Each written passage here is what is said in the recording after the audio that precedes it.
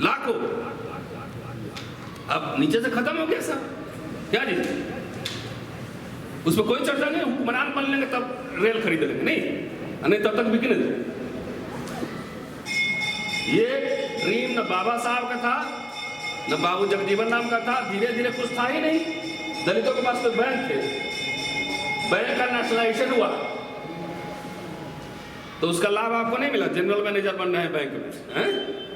Loan पे flat ले रहे हैं, लग्जरी गाड़ी खरीद रहे हैं। नेताओं पे दबाव डालिए। आप में से कोई डॉक्टर होंगे, कितना मेडिकल कॉलेज में फीस दिए थे जरा बताइए। मैं लखनऊ में गया था, पूछा काफी से कि कितना स्कॉलरशिप मिलता था इस टाइप पर, बोला 12 रुपया महीना 60s में। आज मिल रहा है क्या? फॉरेन स्कॉलरशिप बाबा साहब ने तो भेजे थे, वो भी योजना के तहत भी लोग को भेजे थे टेक्नोलॉजी सीखने के लिए, सब सीखने के लिए। बाबा साहब मैनिफेस्टो तैयार करते थे। इंडिपेंडेंट लेबर पार्टी का एक मैनिफेस्टो हमारा घोषणा पत्र है, शेड्यूल कास्ट फेडरेशन का एक घोषणा पत्र है। कोई मैनिफेस्टो आजकल हमारे नेता लोग निकालता है? सबसे बड़ी जो लड़ाई हम लड़ रहे हैं, देखिए रोस्टर का आंदोलन हम लोगों ने चला था विश्वविद्यालय में, आपको याद हो, 200 point roster system. Supreme Court ने ऐसा ऑर्डर दे दिया था कि आपके बच्चे जो है ना कभी जिंदगी में प्रोफेसर नहीं बनते। सड़क पे लड़ना पड़ा, तब जाके 200 पॉइंट रोस्टर आया। लेकिन समाज में हलचल नहीं, क्योंकि सब नौकरी पेशा मिडिल क्लास जैसे चल रहा है चलना, तो मेरा तो घर बना ही हुआ है ना, यही ना। रिसर्च एंड डेवलपमेंट पे कोई खर्चा नहीं। बोलेंगे जरा स्पॉन्सर कीजिए, किताब रिसर्च करना है। तो जिस समाज का पूरा ध्यान सिर्फ पॉलिटिक्स पे केंद्रित है, अगर आपसे हम अभी पूछे कि आपको 1 लाख महीने की नौकरी देना है, अब विधानसभा का टिकट देना है, 2 में से क्या लीजिएगा? नौकरी नहीं मांगेगा कोई, बोला विधानसभा का टिकट दीजिए।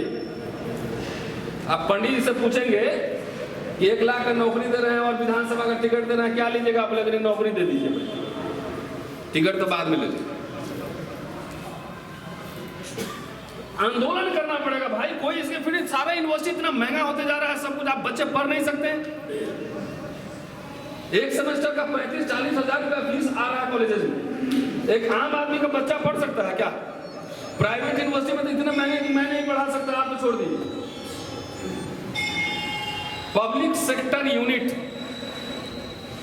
जब बचेंगे, सार्वजनिक संस्थान जब बचेंगे, क्यों विश्वविद्यालय कॉलेज बर्बाद किया जा रहा है? बोला यही लोग इसी में से पढ़ के यही लोग हल्ला कर रहा है। रतनलाल जैसे लोग पीढ़ी में पढ़ा है, हंगामा मचाए हुए, खत्म ही कर दो।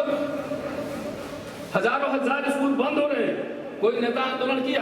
पॉलिटिक्स करना है, सत्ता लेना है। कोई आंदोलन हुआ? इलेक्शन खाली के दिन पॉलिटिक्स होता है कि 5 साल होता है पॉलिटिक्स।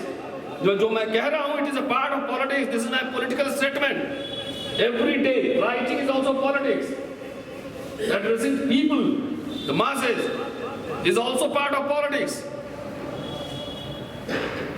समझौते करने होते हैं जीवन में।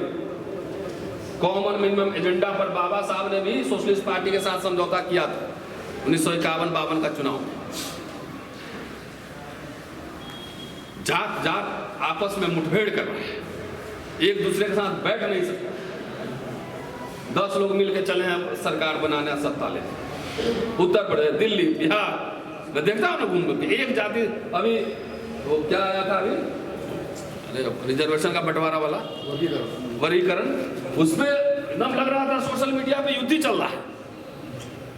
नौकरी है नहीं, विश्वविद्यालय में पढ़ाने के लिए जेब में पैसा नहीं, नौकरी खत्म हो रही। इसके लिए कोई आंदोलन है?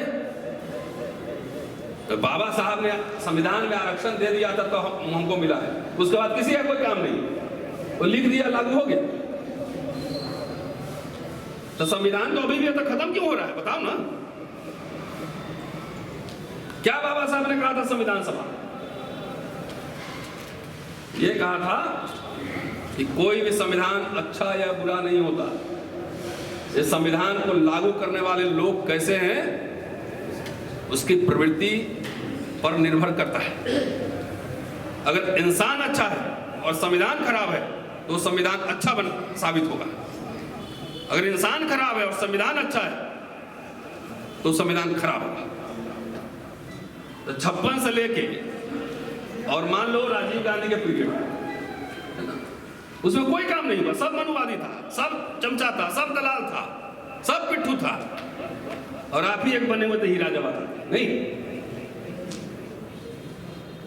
पूरा जो पब्लिक सेक्टर का निर्माण हुआ, भाई हम तो एक जगह बोल रहे थे, बोले इमरजेंसी बढ़िया था, 5 साल लगाना चाहिए था, दलितों को कोई नुकसान नहीं था, पट्टे में जमीन मिल रहे थे, फ्री से मिला था, बुला बुला के IIT में एडमिशन हो रहा था, कोई डर के मारे पीट नहीं रहा था। यहाँ दिल्ली में पूछ लीजिए, यहाँ बैठे हो जमीन मिला है कि नहीं मिला है, उत्तर प्रदेश में मिला है कि नहीं मिला, पूछ लीजिए। अगर हम झूठ कह रहे हो तो बोलिए, तब उसी में कोठी आपकी बनी हुई है, कुछ नहीं हुआ। ये तो RSS कहता है कुछ नहीं हुआ, आप कैसे कह सकते हैं कुछ नहीं हुआ, हम कैसे कह सकते हैं कुछ नहीं हुआ। जो एक मिडिल क्लास बना, उसी ने ना सभी संगठनों को पैसा दिया। किसने दिया? कोई उद्योग था हमारे पास, बताइए? कोई स्टॉक एक्सचेंज में हमारा था, कोई जमींदारी थी, कोई रजवाड़े थे, प्रीमियम कोर्स खत्म हुआ तो आपको क्या नुकसान था? तो राजा महाराजा को करोड़ों रुपया फोकट का मिल रहा था, वो इंदिरा गांधी ने खत्म किया। इतने सारे यूनिवर्सिटी खुले, कॉलेज खुले, तो उससे आपको क्या नुकसान हुआ?